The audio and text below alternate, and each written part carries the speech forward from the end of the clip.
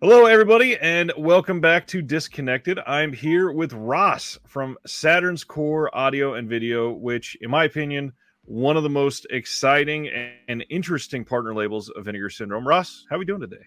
I'm doing well. Happy to be on the show. Always enjoy your videos. So thanks for having me. Thanks. That means the world. I was shocked when you said you watch them. It's so weird when you hear somebody that's running one of these labels that they share that they've seen something like this, and I think that a brand like Saturn's Core will never get enough love, and I am always happy to share that. Appreciate it. So, Saturn's Core. How do you get into this from the very beginning? Have you always been into physical media? Oh yeah. I mean, Look at the background first of all. yeah. I mean, this is all VHS. Started buying VHS like in '87. I would say it's when I first started buying movies, basically, and then amassed a massive VHS collection. Upgraded everything onto DVD. Upgraded everything onto Blu-ray. Upgrading everything onto UHD. Like you do. But still have a lot of love for VHS and Right. the analog format, obviously. The analog format is a great question because a lot of people tend to scoff at Saturn's Core. So how would you describe the specialty behind Saturn's Core? Well, I mean, Saturn's Core started actually in 2014. Right. And it was a VHS label. So basically, I was licensing VHS rights for movies, mostly shot on video, but some that were shot on film, underground stuff that I was a fan of, and just releasing very limited runs, 25 pieces, 35 pieces, and just selling them online. And, did well with that. And then I really never thought that it would turn into a Blu-ray label, but here we are. And very happy with the way things are going. So, but yeah, I mean, look, shot on video movies, it's never going to be for everybody. You know what I mean? These movies were reviled at the time they came out, regardless of how innovative they are. People just could not wrap their heads around the format because for some people it's not a movie, it's a video. For me, I grew up renting VHS, and that's when I fell in love with movies. And I guess based on growing up in the late 80s, early 90s with MTV and cable access, video never bothered me. I just instantly accepted it when I rented, stuff like Video Violence and Death Row Diner and Redneck Zombies, and, the stuff I rented in the 80s, Blood Cult and Boarding House. And, I just instantly accepted it. And as, a fan of underground music and punk music, to me, it was like a very attainable format. You didn't need a studio backing, or you didn't need studio execs or notes or test audiences. It's just you were only limited by the filmmaker's imagination and his pocketbook, and somehow these movies would end up in the video store right next to Carrie or whatever the studios had to offer. So right. Really sort of the last bastion of that drive-in era, that film hucksterism, where all kinds of things were just sort of popping up on shelves and people were renting these things unbeknownst. But I feel like since then that a lot of people are not so put off by that format anymore. I feel like some people are coming around to it, and then there's a huge audience of people that just love shot on video movies, period. Right. So, but yeah, it's not for everyone, and we get it. That's fine.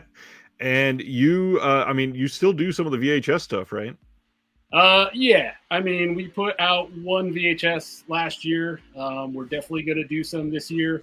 Nice. They're usually tied to some kind of event that we host or something, where they start exclusive to the event, and then whatever's left over we kind of put into our store. and sell the rest off. But yeah, we plan on doing some things that are VHS exclusive, so that's hopefully going to continue.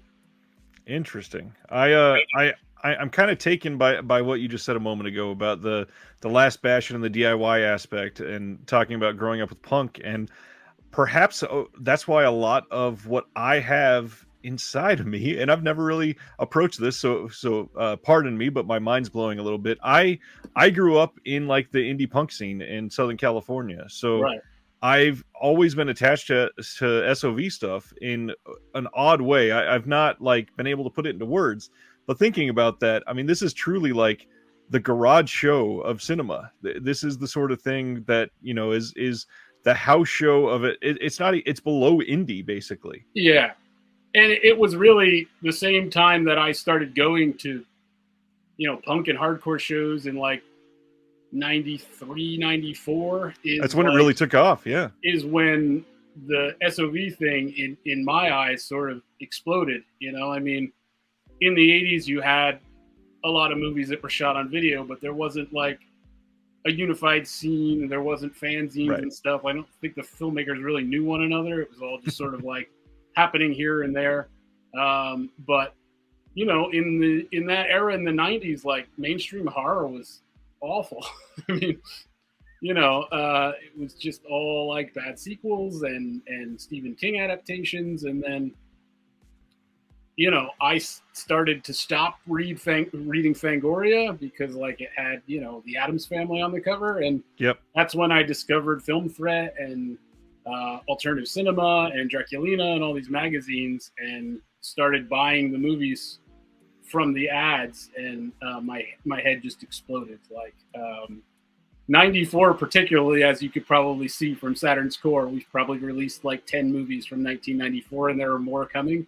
I just feel like that year was so amazing. I just kept buying things that just blew my mind, and so that's really like I mean, I continued on all the way through the 2000s and watching and loving shot on video stuff. But What's funny is you mentioned you've done 10 from 94. You've happened, as far as my count is correct, through the partner label, put out 10 so far. Yeah, no, we haven't really then. But with your 11th already announced for this month. So I'm Right. curious, how do you make the jump from VHS to Vinegar Syndrome partner label? Well, that came essentially from the documentary that I co-directed with my partner in Saturn's Core, which is William Hellfire, the legendary underground filmmaker. We made a documentary called Mail Order Murder. We submitted it to many distributors to try to find distribution, and one of the groups that responded was OCN, and we signed a deal with them for distribution, and it was around the time that they were doing partner labels, starting the whole partner label thing, expanding it from beyond AGFA and some of the other labels that were already there, and that's how it happened. And we decided to give a go to putting shot on video movies on Blu-ray, based sort of around the first 10 or 15 minutes of Mail Order Murder is sort of like trying to encompass the entire like camcorder movie movement, like in the span of 10 minutes, Right. So I think based on that was sort of like, are people interested in these things? And they definitely are. Whether or not they're interested in them on Blu-ray is a whole another discussion, I guess. But. I watched Mail Order Murder again last night. This is my second or third time watching it, and for those that haven't seen it, highly recommend it. It is pretty much my favorite type of documentary, and it's kind of hard to. It's not like a genre, but it's one of those things where it is a group of people that I knew nothing about at that time, but you can sense the sheer passion about what they were doing and how attached to it they were. And there's nothing negative about it at all. It's all presented with this is what was happening. They're happy. Look how amazing this is. Ta-da. That's it. Yeah, it's an interesting thing. If you're from New Jersey, it's sort of I don't know. We just kind of took it for granted, basically. Right.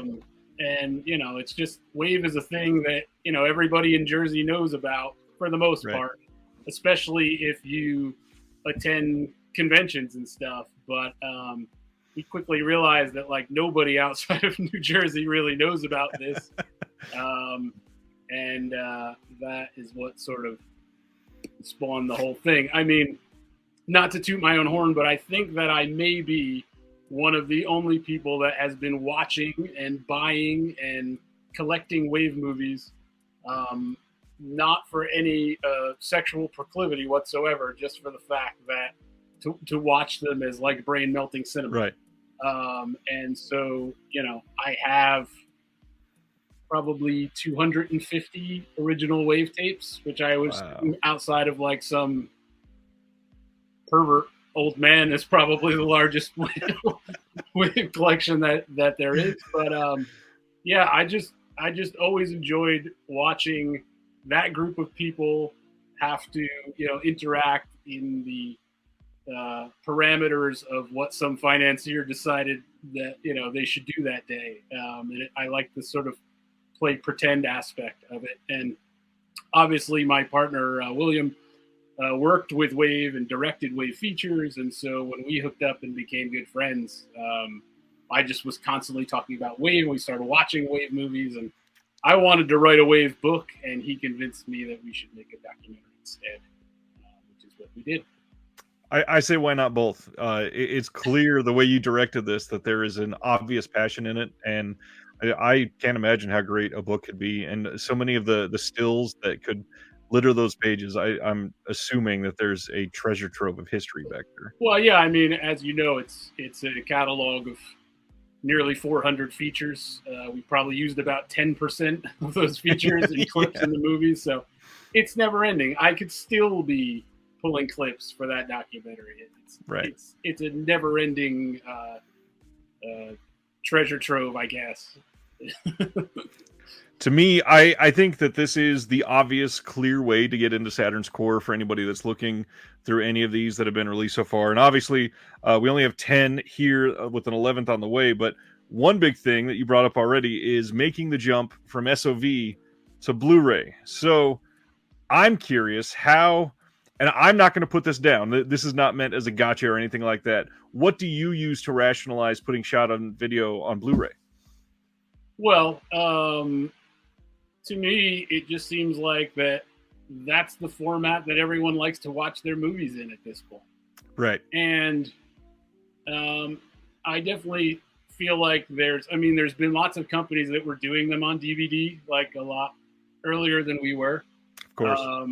But there seemed to be some back and forth about, does anybody want this on Blu-ray? SRS Cinema has been doing them on Blu-ray for a long time. Ron Bond. But I think the most eye-opening would probably be MakeFlix, Jared Bookwalter. The results that he was getting on his releases was pretty eye-opening. And if you you can only do so much. As we put the warning on the boxes, they're limited to the format. You can only do so much. But you have to keep in mind that these features were, most cases, edited using equipment that every time you laid music in, every time you laid effects in, you're going down a generation, down a generation, down a generation. So the versions of these movies that we've all been watching for years, whether they be on DVD or VHS, are third, fourth generation in some cases. Right. And when you use the technology that you have now and do basically what we did with Shatter Dead and take the original tapes and replace each shot, which the director Scooter McCrae oversaw and did, the results are pretty amazing. So, certainly a polarizing movie, has its fans, has its haters, and that's fine. But I think it's hard to deny, based on the DVDs and tapes that have come out, that is a huge jump in quality, right, from what we've seen previously.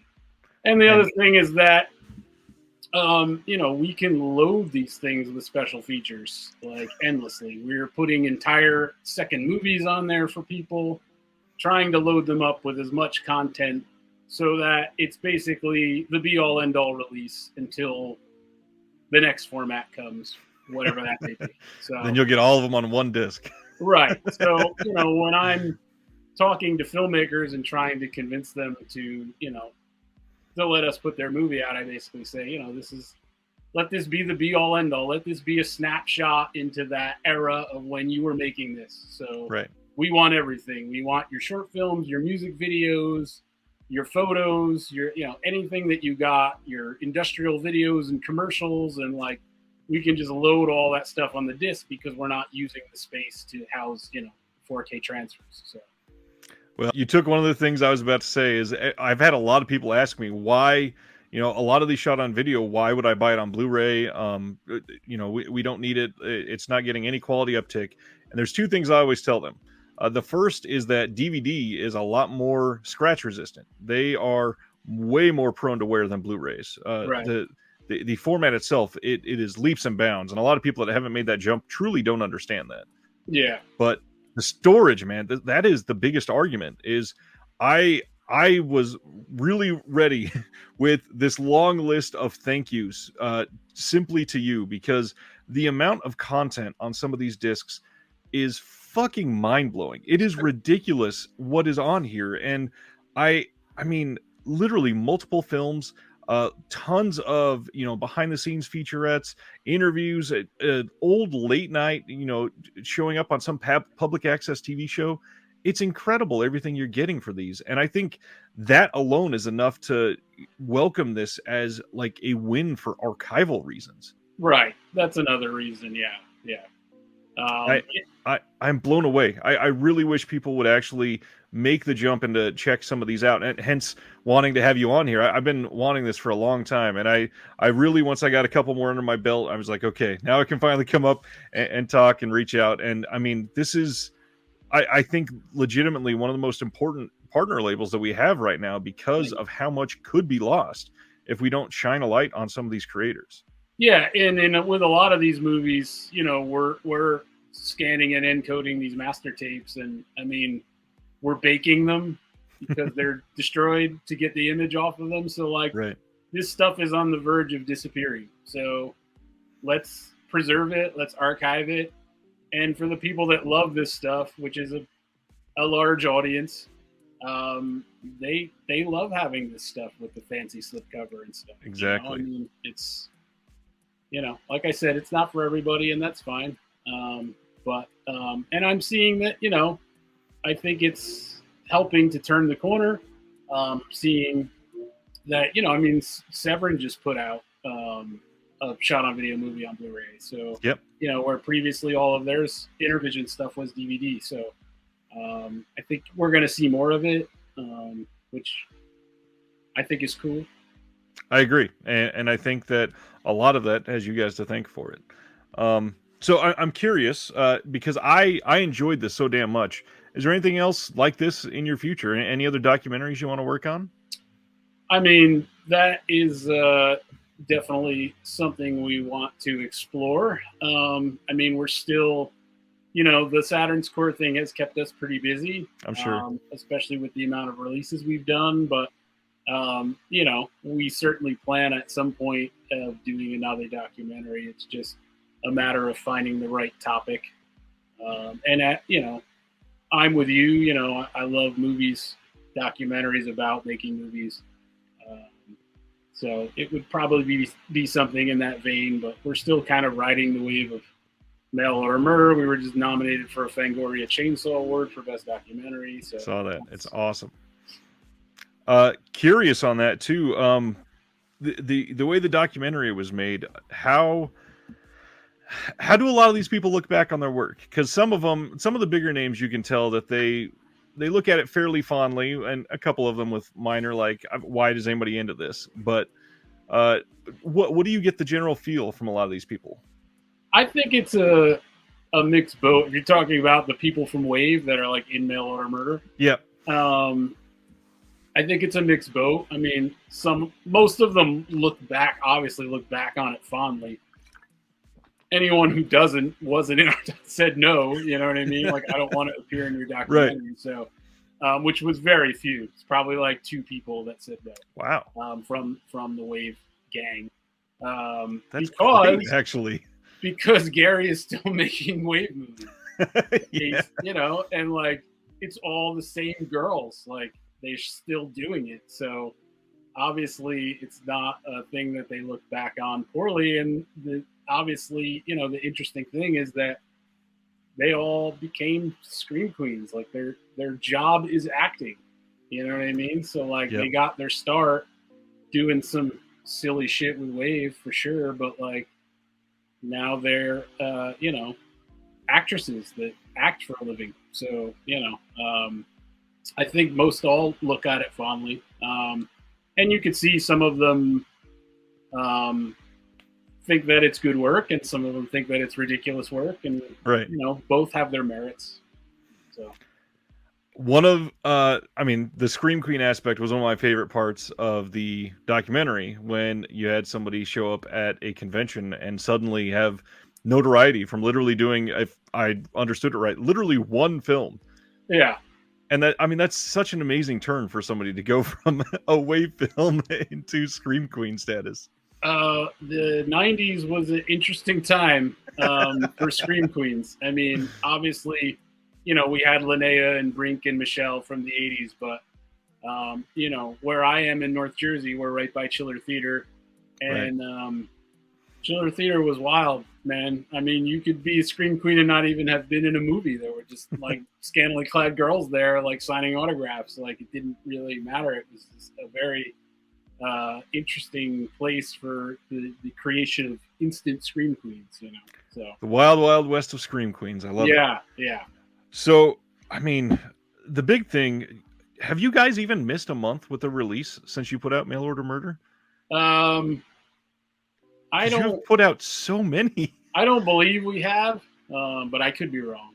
But That is such an immense accomplishment for jumping in feet first into something like this. I mean, with Mail Order Murder, obviously on a documentary like that, you hope that you're going to get the interest, but to follow that up with, I mean, we're up to already 10 more releases, and assuming there's a lot more on the way, that is an incredible start. That's amazing. thanks. Well, I mean, a big part of it is um, the filmmakers that we're working with, like they're my friends too. You know Right. what I mean? So like, they're people that I've been communicating with as a fan for many, many years, and in a lot of cases, in the case of Psycho Sisters and Savage Harvest, we did them on tape already. Right. So there was already a relationship there, to say, hey, we have this opportunity. Are you interested in doing this on Blu-ray? And so a lot of it was just sort of like checking back in with people to see if they were interested, and who wouldn't be. I mean, the audience for these things was always so small, and now is the opportunity for probably hundreds of people to check these movies out, and probably hundreds of them are going to hate it and never want to see another movie by that filmmaker, but there is going to be a small majority of people that are going to be like, wow, this is cool, like, I want to see what else this guy or this gal made, and check out what they're doing now, because a lot of these people are still making movies today. So I don't necessarily want to have you go through every single one, but is there certain releases that stand out as maybe not just somebody's entrance into SOV, but maybe an entrance into Saturn's core that represent you personally more than any of the others? um well, obviously the Wave stuff we've done is very decisive, Yeah. but I mean, our aesthetic is basically either really innovative stuff, or like really brain damage stuff. So we're kind of like, it's one or the other. And that's sort of where, my love in film altogether kind of is. So, I mean, to me, Shatter Dead is one of the greatest, most innovative, thought-provoking, never mind shot on video films, just independent films, Yeah. a zombie film like no other. And This is the back for everybody that doesn't have it. and so Scooter's work is really amazing. The movies of Charles Pinion, Red Spirit Lake, and We Await. I mean, Charles is someone that I've been a fan of for a really long time, and you know, is not only part of the shot on video universe, but was also tapped into the sort of New York underground cinema of transgression scene. So really great soundtrack, very interesting cast if you're into underground movies, and just super innovative and weird. Brad from Vinegar Syndrome was on here just a few weeks ago and really talked up Burglar from Hell. What is your personal history with that one? I have a pretty deep history with Burglar from Hell. Obviously, I'm a fan from the VHS days, and I screened Burglar from Hell at the Alamo Draft House here in New York. Nice. And we did that several years ago, and then I screened it again at the Mahoning Drive-In outdoors on the giant drive-in screen. And so I've been kind of pushing Burglar from Hell along and singing its praises over the years. And so we did it on tape, and doing it on Blu-ray was sort of a no-brainer. What was holding us back was that the masters were believed to be destroyed in Superstorm Sandy. So there was really nothing to work with. And then lo and behold, like Kismet, right around the time that the Saturn's Core thing, Blu-ray thing happened, the director Phil Herman found a box in his closet with the SVHS master of Burglar from Hell and his never before released debut, The Wrong Side of Town, which is also on the disc, and a few others. So the masters were just recently unearthed, and that's what prompted us to do a Blu-ray.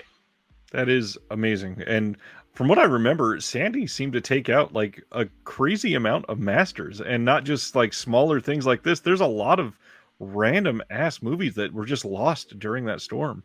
Yeah, certainly here on the East Coast, we hear that a lot from filmmakers when we reach out for either artwork or masters or things, with tapes obviously destroyed. And it's just like, with film, it happens. So that was a wild week. I believe it was 2012 when that happened. I worked for the federal government, and I was a part of some leadership training thing, and I had to fly into DC twice. And the second time I flew in on Sunday, and that was the weekend that Sandy hit. So I went there, and I was staying in the hotel right next to FEMA headquarters. Oh, man. Yeah, that was That's wild. a weird time. I lost like half of my seminar because of the storm. So obviously you have all kinds of stuff. This one got announced, and all kinds of people were up in arms over what it was about. Why don't you share some thoughts about Duck? Okay. Carbine Massacre.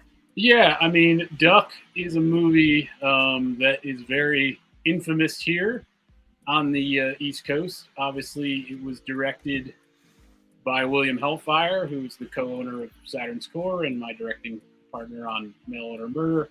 And it's probably his most known film because it was made literally weeks after the Columbine tragedy. And it's a very decisive film. Some people are appalled by it, and people say that it shouldn't exist. And, and I don't really feel that any movie shouldn't exist. If the drive-ins were still alive, there would have been a Columbine movie. There would have been a 9/11 movie, exploitative movie. Right. So that's what Duck is. And obviously, William was arrested. when making it, and so it got all over the news here. It was on every news station, hard copy, and Nancy Grace, and I mean, we had all of that news stuff, and we have the masters for Duck, and he has the rights, so it was one Must of have the been first easy to things negotiate. yeah, it was one of the first things that we discussed when we wanted to start doing Blu-rays, was doing Duck. So, and I'm glad it's out. Every time it comes out, it's controversial. Of course. It was, when it came out on DVD, it was pulled from Best Buy, and it's just everywhere it goes still, because from when it was made to now, the school shooting thing has not gotten any better. It's just gotten worse. So right. It continues to be controversial everywhere it goes. And again, it's not for everybody, but we think that it's important and worth checking out. So I pretty much feel the same way about any type of movie like that. And it's important to really remember how much art can play a role in, I mean, shared like catharsis Right. as a society, as a country, as a family. There's so many different things, and people have different way to cope. And you don't have to watch everything. You don't have to. I mean, if it puts you off, don't watch it. But Right. there's, one thing I say on here all the time is that every film has been somebody's favorite film, and even something like Duck, somebody has found an immense appreciation for. Sure. Guaranteed. Yeah. So for you as a person, maybe outside of SOV, what are some other major films that have shaped you? I mean, I like all kinds of stuff, from the artsiest, fartsiest art films, the Criterion stuff, to obviously the dregs of the cinematic bottom of the barrel. But some of my favorite filmmakers are probably outside of the SOV realm are Lars von Trier, Alejandro Jodorowsky, nice, Andrzej Zulawski.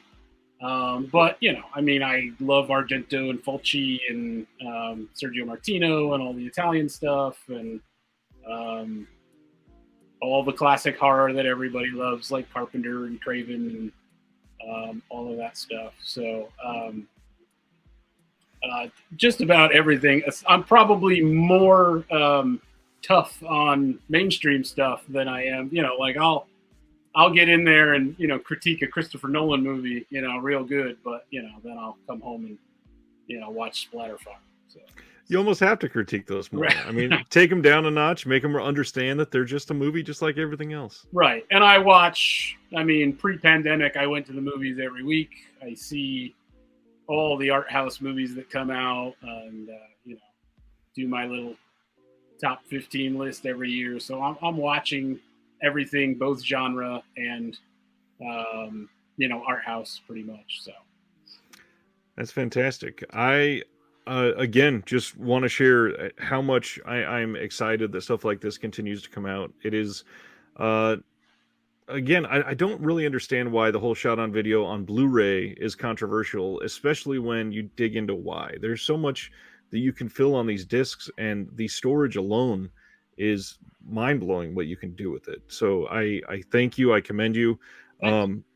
For Saturn's Core, obviously it's called Saturn's Core Audio and Video. What other stuff can people look into to support you that's not on the Vinegar Syndrome website? Because obviously a lot of these people are going to one site and buying everything and calling it a day, but you're bigger than that. Yeah, I mean, we have a big cartel site where we put the tapes in and stuff.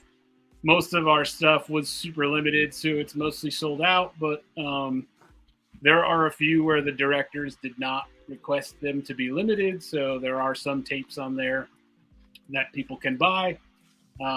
Beyond that, I contribute to other companies' discs and stuff. I do a lot with Makeflix, J.R. Bookwalter, do a lot of commentaries. I write all the liner notes for his releases and stuff like that. And beyond that, we Saturn's Core is the co-host every year, along with Lunch Meat Magazine, for the VHS Fest at the Mahoning Drive-In. So anyone that's on the East Coast, it's a 2-day thing where we play VHS era movies at the drive-in on the huge outdoor screen, projected from VHS tapes. So we literally put the tape in the VCR and then it plays on the giant drive-in screen. And we bring out guests. We've had Linnea Quigley and Fred Olen Ray and Mark Polonia and Jared Bookwalter and lots of people that directed Saturn's core movies like Eric Stanzi and Pete Giacalone and Dave Castiglione. And we do it every year. It's July 8th and 9th at the Mahoning Drive-In this year. The lineup and guests have not been announced. And it's 2 days. During the day, it's a giant physical media swap meet. So, I mean, it's mostly tapes and tape trading, but there are lots of DVDs and Blu-rays there as well. That is awesome. I got to ask, how does something like Burglar from Hell play for a crowd at a drive-in? I mean, people that come to that event know what's up. You know, they know Right. that they're going to watch some pretty brain damaged shit. So the more brain damaged it is, usually the better it goes over. So Burglar from Hell played great. You know, like I said, we played Savage Harvest on the giant outdoor screen, and you know, we've done all kinds of stuff, Killing Spree, and all kinds of wild stuff. That is another one. A lot of people complained that it was coming out on Blu-ray, and were saying, "This is shot on video. Why is it on Blu-ray?" It's not shot on video. I think that's one of the biggest misconceptions in the entire micro-budget movie scene, is that Killing Spree and Truth or Dare are shot on video. I don't know why, but I don't get it. Just a thing. All you got to do is go on IMDb and click the button that says format, and you'll see there's a bunch of them. I mean, Leaf Junkers Darkness, which was shot on Super 8, Wisconsin. I've seen like Horror Hound magazine put that in like top SOVs, and others, The Abomination, and you know, a lot of Super 8 stuff seems to get sort of mixed in. I mean, it's similar aesthetic, but yeah, no reason that Killing Spree should not be on Blu-ray. And it looks great. I mean, that new release that just came out from TerraVision looks fantastic. Yeah, absolutely. No Resistance. You just announced that one. Can you dive in and try to get some people hyped up for that? Maybe sell some copies. Sure. No Resistance is one that it's from 1994. And it's another one that I saw right around that time that just totally blew my mind. I mean, at the time, it was a cyberpunk thing, so it seemed very futuristic, and now it's sort of, you know, not so futuristic, but it still was very prophetic in a lot of ways about what was going to happen with technology. And the director, Tim Thompson, is an incredibly intelligent, smart guy. And I had contacted him about doing a tape way back, and we were just talking about it and never got around to it. And then when the Blu-ray thing came, it was like a perfect opportunity to do it. But, you know, obviously it gets comparisons to Blade Runner and stuff, but yes, it's shot on video. So it's not Blade Runner, but it's definitely, you know, I usually put it in the realm of like Deadbeat at Dawn. It's probably which is an amazing movie. Yeah, it's probably the first thing that we've done that is, you know, sort of in the action realm and in the sci-fi realm and kind of less horror, definitely not slasher. But if you like the boundary pushing innovative SOV stuff that we've done, like Shatter Dead, like the Charles Pinion stuff, No Resistance like fits in that aesthetic like so perfectly. And I think that the reason why people are a little unsure about it is because it's like never been released on physical media, basically. Right. It was released on a VHS tape, but was like basically just distributed regionally around Texas. So there has never been a DVD, and obviously has never been a Blu-ray. And the tape, I mean, I have one, but I don't know any other human besides the filmmakers that have one. So, and we're going to be doing a lot of that on Saturn's Core. It's something we did with the VHS releases that I want to continue with the Blu-rays, is basically putting out stuff that has never been out, period. either was distributed through mail order or just regionally, or in some cases, never at all. So there's going to be more of that stuff coming. But yeah, if you like edgy cyberpunk action stuff, No Resistance is a hot ticket. And the trailer looks great. Genuinely looks like a very exciting release for you guys. Again, loaded all kinds of commentaries and interviews and music video featurettes. I think I saw on there. Just all kinds of stuff on here, and it's region free, so anybody can purchase this one. Multiple music videos. Looking at it now, trailers. So he was a Houston. He's from Houston, right? I know it's set in Houston. Yeah, yeah. Did they have a big scene like that too? What's that? Did they have a big SOV scene down there? There were some, but I mean, I'm sure there's some everywhere. But yeah. But you know, with Tim, he kind of had a little group. It was a lunatic fringe. His writing partners are the actors in the films, and they had a little collective. They made No Resistance. They did another short afterwards that was part of one of the Creature Realm movies, which was like a shot on video anthology that Kevin Lindemuth made. So that's the only other Tim Thompson thing that's kind of been released on VHS and stuff. But this definitely has the best, I would say, the best featurette that we've had on any release so far. The Cyberpunk Yojimbo featurette with Tim Thompson is pretty amazing. Gives you the whole history of the project with tons of photos and like the whole backstory of the whole production. So that's the kind of thing I love. I can't wait to dive into that one when I get it at the end of the month. Again, I'm going to link the store below. And other than that, other than linking all the releases, is there anything else you want people to share, get excited about for the future? I know you can't reveal any titles, but anything that you can tease or allude to? I mean, we've got a lot coming. And you know, we're going to continue to do it as long as they let us do it. And you know, we hope people dig it, and you know, just want to thank everybody that's been checking them out. And you know, I mean, people that love shot on video movies are the easy ones to get, because everybody wants this stuff. But right. You know, overall has the response been decent? I'm happy. You know, some of our slipcovers are getting low in numbers and stuff, so I think people are checking stuff out, and you know, you can usually get them at conventions and stuff. You know, where Vinegar Syndrome and OCN titles are set up. So a lot of people are checking them out that way, which is really cool.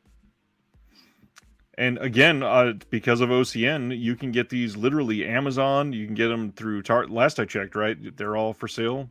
Yeah, Amazon, yep, Target, Amazon, Target, Walmart, Best Buy, online, obviously. You know.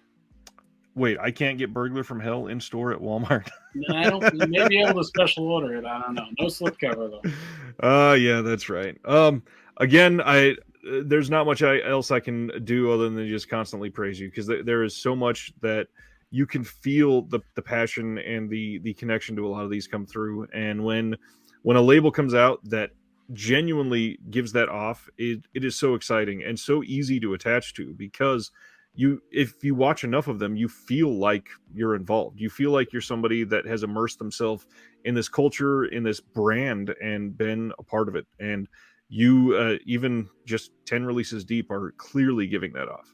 Thank you. Yeah, and I mean, you know, Bill and I are curating the Saturn Score stuff, and like we're just releasing movies that we like. So everything that we release, you know, we're not looking to release every shot on video movie ever made. That is not our intention. But we're just trying to put stuff out that we love and kind of say, hey, you know, this one we think is important. Check it out. See what you think, you know. So everything that we put out comes with my seal of approval anyway. It's genuinely a movie that I love, that I'm very passionate about, which is why I, you know, weasel my way into the commentaries and everything. So last ditch pitch. Out of the 10 that have come out already, is there one that maybe people are not appreciating as much as you think they should, and you hope they jump onto? Um, I mean, I feel like they've all been appreciated about the same. I guess probably one that we didn't talk about is Savage Harvest, which I Yep. also have a long, long history with. Um, it's you know, Eric Stanzi is still making movies that are totally incredible. And he's, to me, is just like the indie Cronenberg. Like, the guy just has been making movies since the early 90s, and he just puts one out every 2 or 3 years, and they're all amazing. They're all genre, but you can watch his progression as a filmmaker. Like, obviously, Savage Harvest is like an Evil Dead type romp with Right. chainsaw violence and demons and all kinds of crazy shit. But like, he is, you know, at this point, he's making like really challenging, thought provoking genre fare. So Savage Harvest is a good place to start with Eric's work, and then just I recommend everybody just follow it to where he's at now. His latest is called In Memory Of, and it's absolutely amazing. So Nice.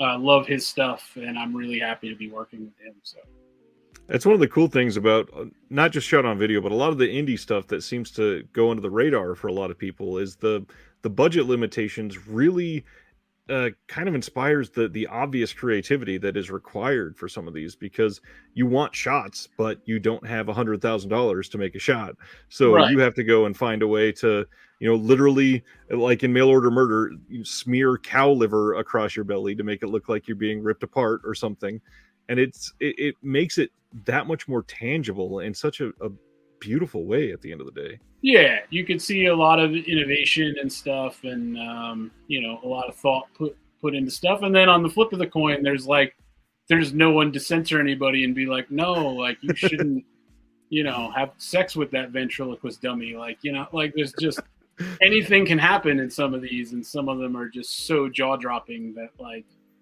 they hurt your brain. So, and that, like I said, that's kind of the gamut that we're running is like, you know, really what we consider to be important. And you know, I'm not going to sit here and tell anybody that sorority slaughter is like an important piece of work. It is what it is. It's, you know, they wash a car for like 6 minutes, you know, but there was nobody there to be like, no, you can't wash a car for 6 minutes, you know. Right. So it is a brain damaging, you know, in the same way that champagne and bullets is, you know, it has its charm. So Right. um, That is something to keep in mind with a lot of these things. Obviously, they had a reason to be made. Most of them have found an audience, and perhaps you could be a part of that audience. So please check out Saturn's Core. All the links are in the description below. Ross, thank you so much for your time. I've appreciated everything. You're fantastic. thanks, Ryan. Thanks for having me on the show. I appreciate it. Happily. Hopefully, we can talk again soon. And I until hope next time, like I always say, from one collector to all of you, have a good night.